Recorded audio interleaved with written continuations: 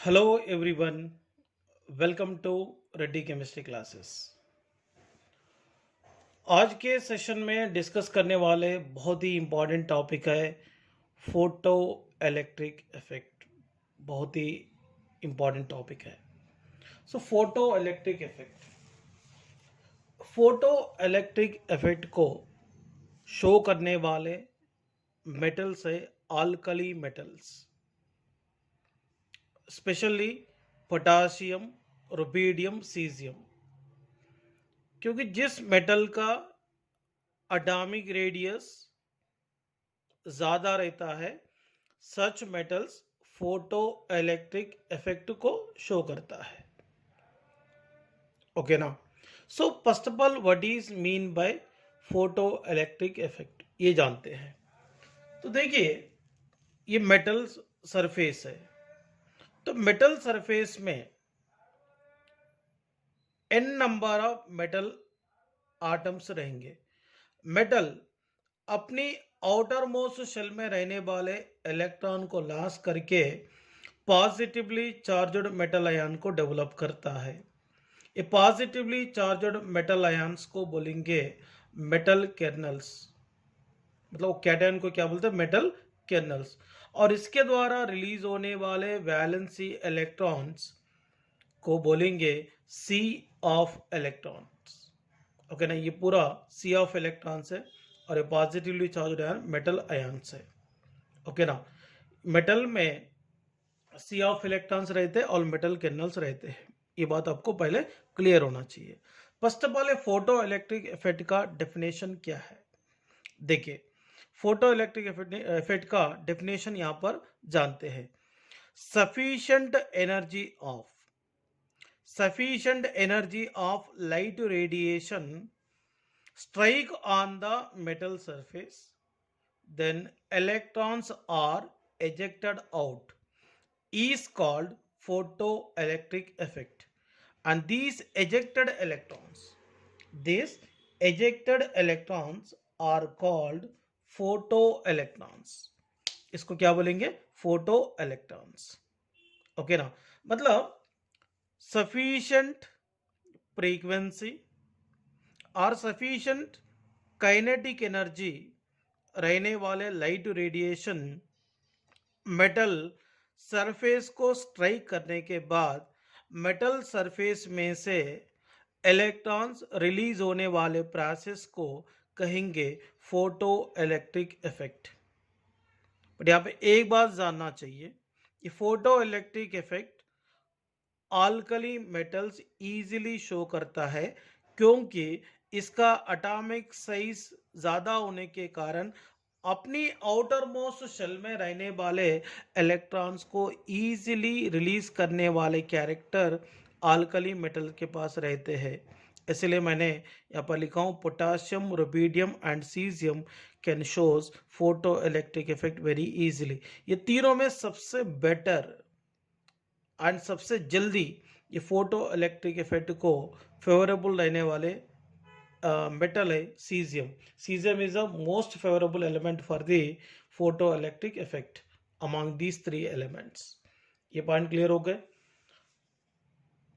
But यहाँ पे और एक चीज समझना है, सारे लाइट रेडिएशन इलेक्ट्रॉन को मेटल सरफेस में से रिमूव करने के लिए रेस्पॉन्सिबल नहीं करता है। इसलिए मैंने यहाँ पे एक पॉइंट लिखा हूं, all light radiations are not responsible for cause of ejection of electron. सारे लाइट रेडिएशन मेटल सरफेस में से इलेक्ट्रॉन को रिमूव करने के लिए काम में नहीं आता है। ओके, क्यों नहीं आता वो देखेंगे। तो light radiation which have sufficient energy to release the electron from the metal surface is called threshold energy. Okay, मतलब मेटल सरफेस में से इलेक्ट्रॉन को रिमूव करने के लिए रिक्वायर्ड होने वाले minimum amount of sufficient energy को कहेंगे थ्रेशोल्ड एनर्जी। ओके ना, थ्रेशोल्ड एनर्जी को यहां पर दिखाने के लिए ई नॉट दिखा देंगे। फॉर एग्जाम्पल, आप मान लीजिए अगर एक मेटल से, मैं सडन एक्स मेटल बोल रहा हूं, एक्स मेटल से इलेक्ट्रॉन को रिमूव करने के लिए 20 किलो जूल एनर्जी की जरूरत है, 20 kilo joule for mole energy की जरूरत है। और पास करने वाले लाइट रेडिएशन की एनर्जी 20 किलो जूल्स एनर्जी से भी कम एनर्जी वाला लाइट रेडिएशन रहा तो वहां पर इलेक्ट्रॉन बाहर आ ही नहीं सकता। मतलब वहां पे थ्रेशोल्ड एनर्जी मान लीजिए एक्स मेटल के लिए 20 किलो जूल फॉर मोल था। मतलब अपन 20 kilo joule for mole energy से भी लेस एनर्जी रहने वाले रेडिएशन को अगर पास करेंगे तो वो इलेक्ट्रॉन रिमूव करने के लिए मदद नहीं करता है। इसलिए मैंने आपके बोला हूं यहाँ पे all light radiations are never responsible for ejection of electrons. Those light radiation having the energy is equal to threshold energy or greater than threshold energy is responsible for the ejection of electron from the metal surface।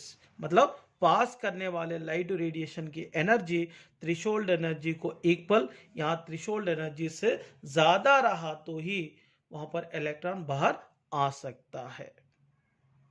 Okay, आपको मैंने बोला था अभी x metal का बताया था, वहां पे एक्स मेटल का threshold energy 20 kilo joule for mole रहा तो पास करने वाले लाइट रेडिएशन का energy 20 kilo joule for mole भी होना चाहिए और इससे ज्यादा भी होना चाहिए, तभी वो इलेक्ट्रॉन को बाहर एजेक्ट करने के लिए वो लाइट रेडिएशन वहां पर काम में आते हैं। ये पॉइंट क्लियर हो गए बच्चों, राइट। समटाइम वहां पे थ्रेशोल्ड फ्रीक्वेंसी बोल के यूज करते हैं, मतलब the sufficient frequency of light radiation is required to ejection of electron is called the threshold frequency। Okay ना, समटाइम एनर्जी के जगह थ्रेशोल्ड फ्रीक्वेंसी भी यूज करते हैं। इसका मतलब लाइट रेडिएशन की थ्रेशोल्ड एनर्जी और लाइट रेडिएशन की थ्रेशोल्ड फ्रीक्वेंसी, ये दोनों भी यहां पर इंपॉर्टेंट पैरामीटर है। ये बात क्लियर हो गया होगा। हर्ट्ज साइंटिस्ट ने फोटो इलेक्ट्रिक इफेक्ट को समझने के लिए यहाँ पर एक एक्सपेरिमेंट के बारे में इंफॉर्मेशन दिया था। देखिए, ये जो एक्सपेरिमेंट में यूज करने वाले ऑपरेटर्स है वैक्यूम चैम्बर। वैक्यूम चैम्बर में बैटरी के द्वारा पॉजिटिव टर्मिनल को इलेक्ट्रॉन डिटेक्टर को कनेक्ट किए थे और बैटरी का नेगेटिव टर्मिनल को मेटल सरफेस को कनेक्ट किए थे। क्योंकि ये एक्सपेरिमेंट और यहाँ पर एक आर्ममीटर भी यूज किए थे। मतलब यहाँ पे एक समझ लो, ये एक्सपेरिमेंट का मेन एम है तो मेटल सरफेस पे सफिशिएंट एनर्जी रहने वाले लाइट रेडिएशन को स्ट्राइक करने के बाद इलेक्ट्रॉन्स बाहर रिलीज हो रहा कि नहीं हो रहा वो समझने के लिए ये एक्सपेरिमेंट दिया था। ओके ना, यहाँ पर metal surface negative terminal of the battery के साथ कनेक्ट करके वैक्यूम चैम्बर में रखे थे और इलेक्ट्रॉन को डिटेक्ट करने के लिए, ओके ना, इलेक्ट्रॉन डिटेक्टर को positive terminal of the battery के साथ कनेक्ट करके वैक्यूम चैम्बर में रखे थे। और ये वैक्यूम चैम्बर में रहने वाले मेटल सरफेस के ऊपर, ओके ना, मेटल सरफेस के ऊपर यहाँ पे लाइट रेडिएशन है। ये कौन है? लाइट रेडिएशन, ओके ना। सफिशिएंट एनर्जी रहने वाले लाइट रेडिएशन को मेटल सरफेस के ऊपर स्ट्राइक किए थे। स्ट्राइक करने के बाद ये मेटल सरफेस में से इलेक्ट्रॉन बाहर रिलीज होकर इलेक्ट्रॉन डिटेक्टर की तरफ मूव करा है। तो यहाँ पे इलेक्ट्रॉन डिटेक्टर की तरफ मूव करके इलेक्ट्रॉन डिटेक्टर को ये इलेक्ट्रॉन टच करने के बाद एक स्पार्क प्रोड्यूस होता है। मतलब वहाँ समझने का, वहाँ पे इलेक्ट्रॉन इससे रिलीज हो गए बोल के। और ये ऑब्जर्वेशन हर्ट्ज ने एक्सपेरिमेंट में किया था। मतलब ये सफिशिएंट एनर्जी रहने वाले लाइट रेडिएशन को वैक्यूम चैम्बर में रहने वाले मेटल सरफेस के ऊपर स्ट्राइक करा था। स्ट्राइक करने के बाद मेटल सरफेस में से इलेक्ट्रॉन बाहर रिलीज होकर मेटल डिटेक्टर की तरफ मूव किए थे एंड मेटल डिटेक्टर को टच करने के बाद वहाँ पे एक स्पार्क ब्राइटनेस जैसे स्पार्क वहाँ पर आता है। इसको देखकर अपन समझना है वहां पे इलेक्ट्रॉन आया बोल के। इसका मतलब ये एक्सपेरिमेंट के द्वारा तो हर्ज को ये समझ में आया, मतलब sufficient energy of light radiation को मेटल सरफेस के ऊपर गिराने के बाद इलेक्ट्रॉन बाहर रिलीज होता बोल के वो फिनोमिना समझ में आया है। इसके थ्रू ने फोटो इलेक्ट्रिक इफेक्ट को मतलब ऑब्जर्वेशन करके उन्हें सम ऑब्जर्वेशंस दिया था। उन्हें पहला ऑब्जर्वेशन क्या बोला था, हर्ट्ज के अनुसार मैं बता रहा हूं, if energy of light radiation और frequency of light radiation increase करने से मेटल सरफेस में से रिलीज होने वाले इलेक्ट्रॉन की काइनेटिक एनर्जी बढ़ेंगे, मगर मेटल सरफेस में से रिलीज होने वाले इलेक्ट्रॉन की संख्या में कोई चेंजेस नहीं आता। ओके ना, ये पॉइंट का मतलब एनर्जी ऑफ लाइट रेडिएशन और फ्रीक्वेंसी ऑफ लाइट रेडिएशन को बढ़ाने से रिलीज होने वाले इलेक्ट्रॉन की काइनेटिक एनर्जी बढ़ती है, मगर एजेक्शन होने वाले नंबर ऑफ इलेक्ट्रॉन की संख्या रिमेन कांस्टेंट रहता है। दिस इज पहला फर्स्ट ऑब्जर्वेशन है। इसका सेकंड ऑब्जर्वेशन देखिए, intensity, if intensity of light radiation increases then ejection of number of electrons from the metal surface increases but kinetic energy of ejected electron remains same। उन्हें क्या बोला, अगर मान लीजिए ये मेटल सरफेस है तो मेटल सरफेस के ऊपर स्ट्राइक होने वाला लाइट रेडिएशन है, लाइट रेडिएशन का ओके ना, लाइट रेडिएशन का इंटेंसिटी यहां पर कम है और इसके ऊपर ये मेटल सरफेस के ऊपर गिरने वाले लाइट रेडिएशन का इंटेंसिटी ज्यादा है।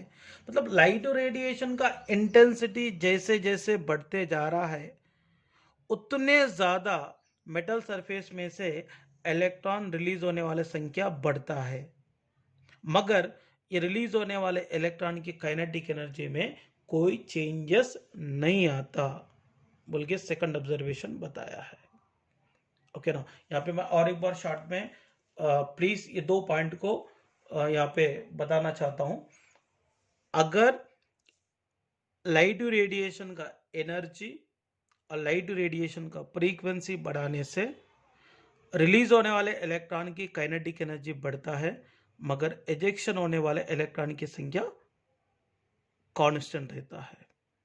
ओके ना, मतलब वहां पे kinetic energy of the electron बढ़ाना रहा तो लाइट रेडिएशन की एनर्जी और फ्रीक्वेंसी को बढ़ाना पड़ता है। पहला पॉइंट क्लियर हो गया। सेकंड वन, अगर यहाँ पे देखो ये मेटल सरफेस है तो मेटल सरफेस पे लाइट की इंटेंसिटी जितना ज्यादा रहेगा उतने ज्यादा एरिया पे फोटो इलेक्ट्रिक इफेक्ट होने की वजह से उतने ज्यादा इलेक्ट्रॉन रिलीज होता बोल के बताया। इसका मतलब इंटेंसिटी मतलब क्या होगा, ब्राइटनेस।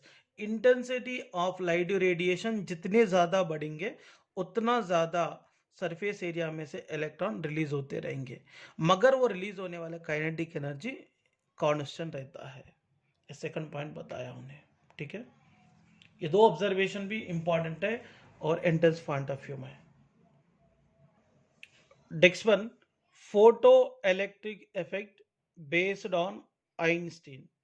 तो आइंस्टीन साइंटिस्ट के अनुसार क्या बताया था, energy of light radiation in terms of the photon, that is E, equal to threshold energy, then such energy is only responsible for ejection of electron from the metal surface, from the metal surface। इसका मतलब देखिए, metal surface में से electron को remove करने के लिए required होने वाले सफिशिएंट एनर्जी को क्या बोल रहे, थ्रेशोल्ड एनर्जी बोल रहे। तो थ्रेशोल्ड एनर्जी क्या है, ई नॉट है।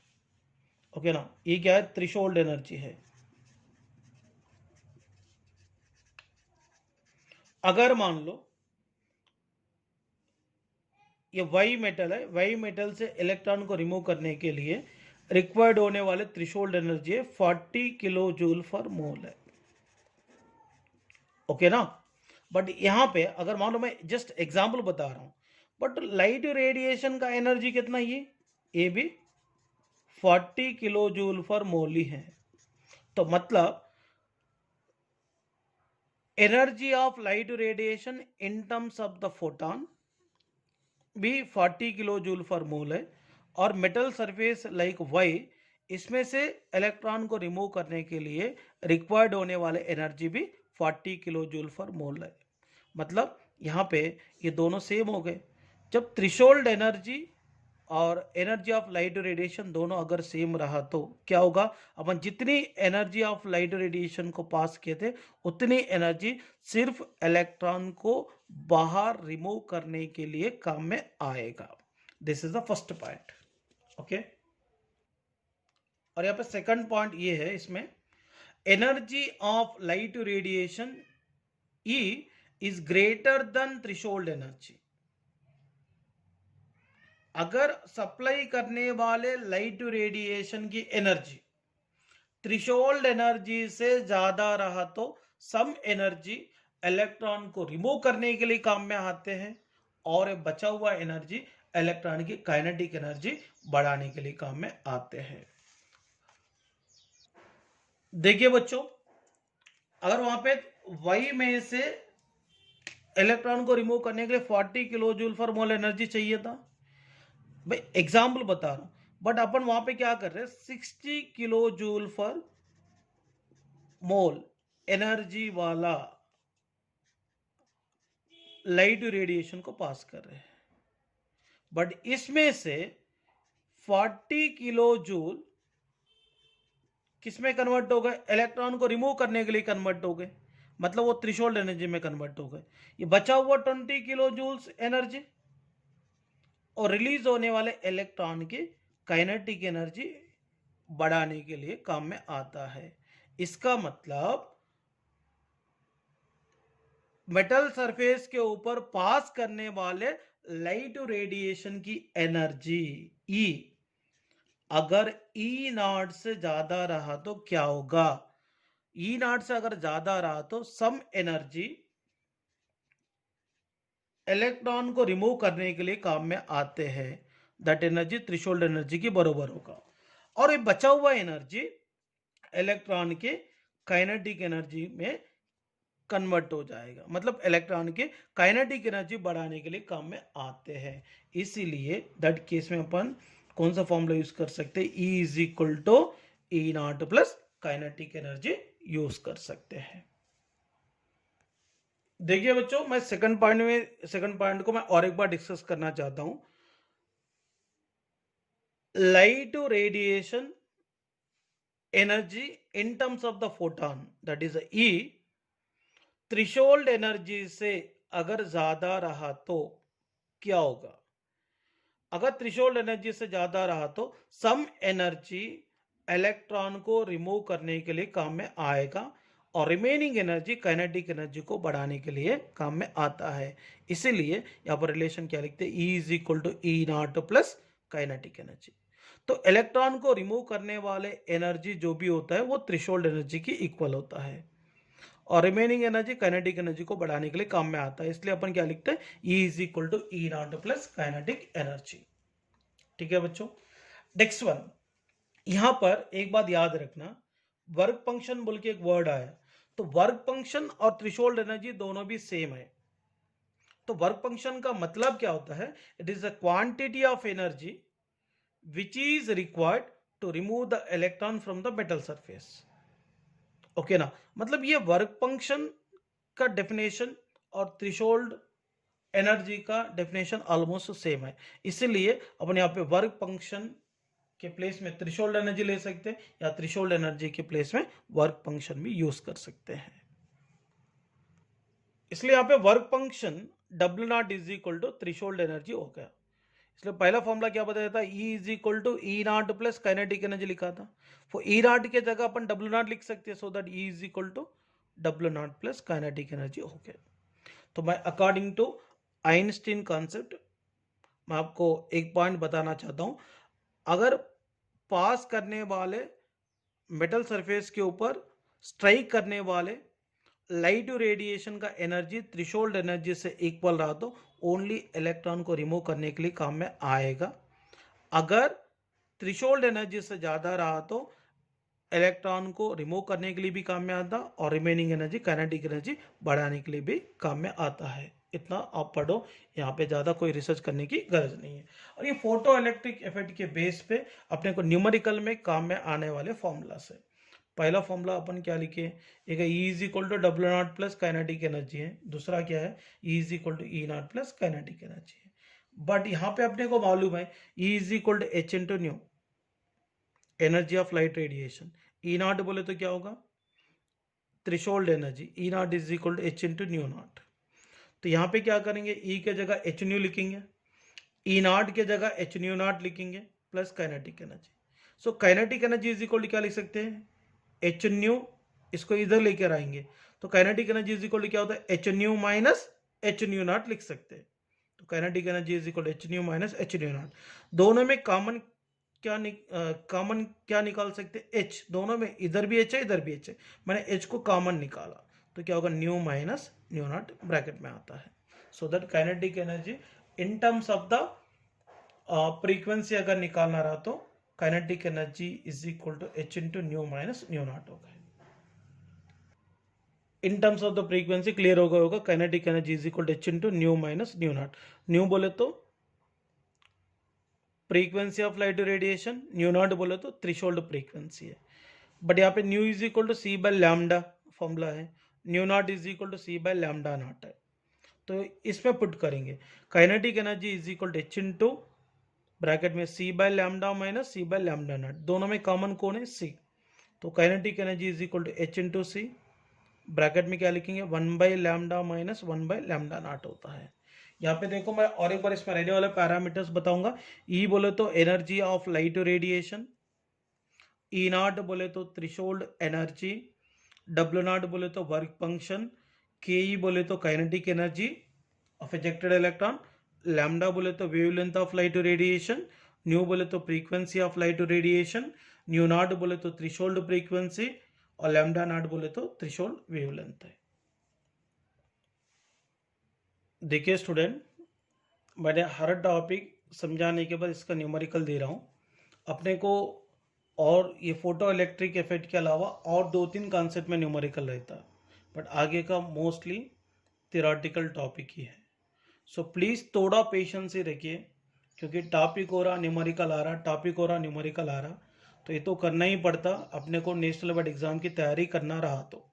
अब एक बात याद रखना, ये लेसन मैंने चूज़ करने का मेन रीज़न है आपकी कैलकुलेशन पार्ट और एप्लीकेशन पार्ट और संबंधी वाली पार्ट सब डेवलप होता। देखिए आपको एक लेसन पे ज़्यादा मेहनत करने से आने वाले लेसन बहुत ही इजी लगता है, इसीलिए मैंने एटॉमिक स्ट्रक्चर को सेलेक्ट किया हूँ और एक काफ़ी इंपॉर्टेंट लेसन है, काफ़ी यूजफुल चैप्टर है।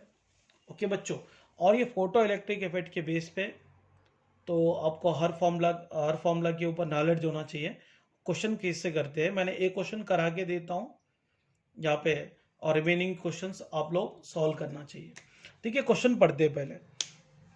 Threshold frequency for a metal is 9 into 10 power 14 second inverse. Calculate the kinetic energy of ejected electron when radiation of light frequency is 1 into 10 power 15 second inverse hits on the metal. तो देखिए बच्चों, ये बहुत ही simple तरीके से question को अपन solve कर सकते हैं। मतलब मेटल सरफेस में से इलेक्ट्रॉन को रिमूव करने के लिए रिक्वायर्ड होने वाले थ्रेशोल्ड फ्रीक्वेंसी कितना था, nu naught is equal to 9 into 10 power 14 है। बट इतना फ्रीक्वेंसी की जरूरत था, मगर वहां पे कितने फ्रीक्वेंसी से लाइट रेडिएशन मेटल सरफेस को स्ट्राइक किया था, 1 into 10 power 15 second inverse, right. इसको अपन ऐसा भी लिख सकते हैं, अगर मैंने इधर का एक कम करता हूं बोले तो यहाँ पे 10 लिख सकते हैं, 10 into 10 power 14 सेकंड इनवर्स भी लिख सकते हैं। सो अभी यहाँ पे निकालना क्या है, काइनेटिक एनर्जी निकालना है। अब भी बताया मैंने, वो दिखने के लिए बहुत लंबा क्वेश्चन दिख रहा है बट बहुत ही सिंपल है। Kinetic energy is equal to H into nu minus nu naught, but we know the value of H 6.626 into 10 power minus 34 joule second है। तो kinetic energy is equal to H का value 6.626 into 10 power minus 34। अभी new का value कितना, 10 into 10 power 14 है। Nu not की value कितना, 9 into 10 power 14 है। देखो kinetic energy is equal to 6.626 into 10 power minus 34 है। दोनों में कॉमन क्या ले सकते, इधर भी 10 पावर 14 है, इधर भी 10 पावर 14 है। 10 पावर 14 को कॉमन लेंगे तो 10 माइनस 9 होगा। यहाँ पे 6.626 इंटू 10 पावर माइनस 34 है, इधर 10 पावर 14 है। तो kinetic energy is equal to 6.626 into 10 power minus 20, और यहाँ पे 10 माइनस 9 क्या होता है, इंटू 1।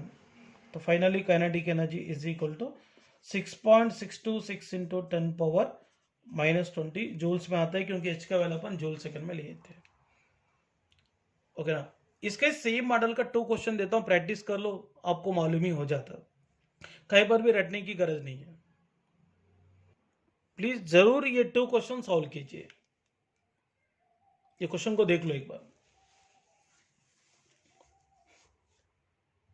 मैं इसका पीडीएफ सेंड कर लेता हूं, कोई टेंशन नहीं है। जिनको स्क्रीनशॉट लेके करना है वो भी कर सकते हैं। फोटो इलेक्ट्रिक इफेक्ट का कॉन्सेप्ट का सेकंड मॉडल क्वेश्चन है। When a certain metal was irradiated with light of frequency 3 into 10 power 16 hertz, the photoelectrons emitted had twice the kinetic energy as did photoelectron emitted when the same metal was irradiated with light of frequency 2 into 10 power 16 hertz. Full stop. Calculate the threshold frequency for the metal. तो यहां पर देखो, ये भी दोनों same metal surface है। तो यहां पे क्या होगा, 2 इंटू 10 पावर 16 हर्ट्ज फ्रीक्वेंसी के द्वारा स्ट्राइक होने वाले लाइट रेडिएशन, ओके ना, यहाँ पे लाइट रेडिएशन के द्वारा रिलीज होने वाले इलेक्ट्रॉन की काइनेटिक एनर्जी से 3 इंटू 10 पावर 16 हर्ट्ज फ्रीक्वेंसी के द्वारा, फ्रीक्वेंसी रहने वाले मेटल सरफेस के द्वारा रिलीज होने वाले इलेक्ट्रॉन की काइनेटिक एनर्जी 2 टाइम्स ज़्यादा रहा तो ज़्यादा रहता है, तो ज़्यादा रहा तो यहाँ पर इलेक्ट्रॉन को रिमूव करने के लिए कितनी थ्रेशोल्ड फ्रीक्वेंसी लगती है, इसको फाइंड करना चाहिए। देखिए बच्चों, यहाँ पर काइनेटिक एनर्जी का फॉर्मूला है H into nu minus nu naught है। आपको क्वेश्चन दिखने में काफी बड़ा दिख रहा है, मगर बहुत आसानी से इसको सॉल्व कर सकते हैं। देखिए बच्चों, यहां पे काइनेटिक एनर्जी अपन 1 मानते हैं 2x, तो न्यू 1 इज इक्वल टू मानते हैं 3 इंटू 10 पावर 16 हर्ट्ज। अब kinetic energy 2 is equal to x है, nu 2 is equal to 2 into 10 power 16 hertz है। तो यहाँ पे kinetic energy 1 is equal to लिखेंगे h into nu minus nu naught रहता है एक्चुअली। यहाँ पे न्यू की जगह न्यू 1 लेंगे, न्यू 1 माइनस न्यू नॉट है। Kinetic energy 2 is equal to h into nu 2 minus nu naught है। तो kinetic energy 1 is equal to, अपने को मालूम हो गया काइनेटिक एनर्जी 1 कितना है, 2x is equal to h into 3 into 10 power 16 minus nu naught है। इसको 1 कंसिडर करेंगे। यहाँ पे काइनेटिक एनर्जी 2 कितना x है, h into 2 into 10 power 16 minus nu naught है। इसको अपन 2 कंसिडर करेंगे। फ्रॉम 1/2 करेंगे, 1 कितना 2x है, is equal to h into 3 into 10⁻16 minus nu naught upon, okay ना। और यहाँ पे क्या होगा, ये x हो गई 1/2 ना, तो यहाँ पे ke1/ke2 तो करेंगे तो क्या होगा, यहाँ पे x, यहाँ पे कितना है h into 2 into 10⁻16 minus nu not, x और x कैंसिल, h और h कैंसिल, इसको इधर ले जाएंगे,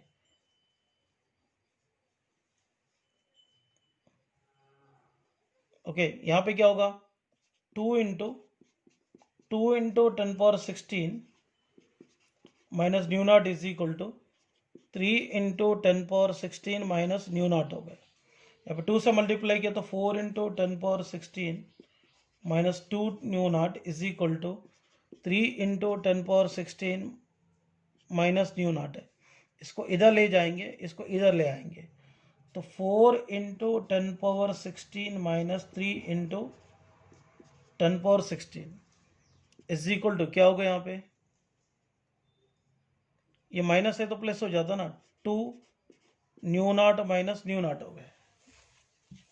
यहाँ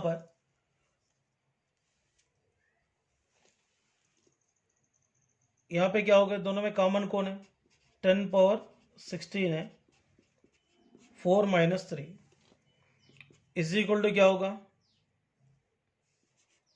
न्यू नॉट है। So nu naught is equal to यहाँ पे 4 माइनस 3 बोले तो 1 इंटू 10⁻16 है। So this is the threshold frequency. देखिए बच्चों, और भी ये 2 क्वेश्चन है, क्वेश्चन 1 और क्वेश्चन 2। अब ये दोनों क्वेश्चन को प्रैक्टिस कर लो, सेम मॉडल है। डाउट है तो 1-2 बार वीडियो को और एक बार देखो, प्रैक्टिस करो। अब जितना ज़्यादा प्रैक्टिस करेंगे उतना बेनिफिट होने वाले हैं। देखिए बच्चों, और एक क्वेश्चन है, the work function of a metal is 3 electron volt. पहले गिवन वैल्यूज को लिखेंगे। वर्क फंक्शन बोले तो W0 है, ओके ना। ये क्या है, work function is equal to कितना दिया था, 3 electron volt. But we know 1 electron volt is equal to 1.602 into 10⁻−19 joules, okay. So इसको अपन जूल्स में कन्वर्ट करते हैं। W0 is equal to 3 into 1 electron volt की जगह 1.602 इंटू 10⁻−19 जूल्स है। इसको मल्टीप्लाई करेंगे, 3 इंटू 2 6 0 18 1 रहता, ये 4.806 इंटू 10⁻−19 जूल्स हो गया। सो यहाँ पे निकालना क्या है, काइनेटिक एनर्जी निकालना है। एक्चुअली अपने को एक फॉर्मूला पता है ना, E is equal to work function plus kinetic energy. तो kinetic energy is equal to क्या ले सकते हैं, E0 माइनस W0। यहाँ पे अपने को W0 क्लियर हो गए, but we don't know E तो पता नहीं है अपने को। सो बट E नहीं दिया, उन्हें क्या बोला, the work function of a metal is 3 electron volt, calculate the kinetic energy of the electron when 300 nanometer wavelength of light radiation strike on the metal surface। but here only wavelength is given, lambda बोले तो क्या है, wavelength 300 nanometer। But energy को निकालने के लिए एक formula रहता ना, E is equal to H into C by lambda. यहाँ पे एनर्जी ये जूल में है तो एनर्जी भी अपने को जूल में लेना है। H का वैल्यू 6.626 इंटू 10⁻−34 जूल सेकंड है। C का वैल्यू क्या लेना है, 3 इंटू 10⁸ मीटर पर सेकंड। ये नहीं दिया बोल के टेंशन नहीं लेना, मैंने ऑलरेडी प्लैंक्स क्वांटम थ्योरी में काफ़ी अच्छी तरीके से समझा दिया था। Lambda is equal to 300 nanometre है, बट अपने को नैनोमीटर में नहीं लेना, मीटर में लेना है। 1 nanometre is equal to 10⁻⁻9 metre है। यहाँ पर लैम्डा इज इक्वल टू 300 को 3 इंटू 10⁻2 लिख सकते इंटू 10⁻⁻9 मीटर। ये क्या हो गया 3 इंटू 10⁻⁻7 मीटर हो गए। तो ई को निकालते हैं h into C by lambda. E is equal to 6.626 into 10⁻⁻34 into c का वैल्यू कितना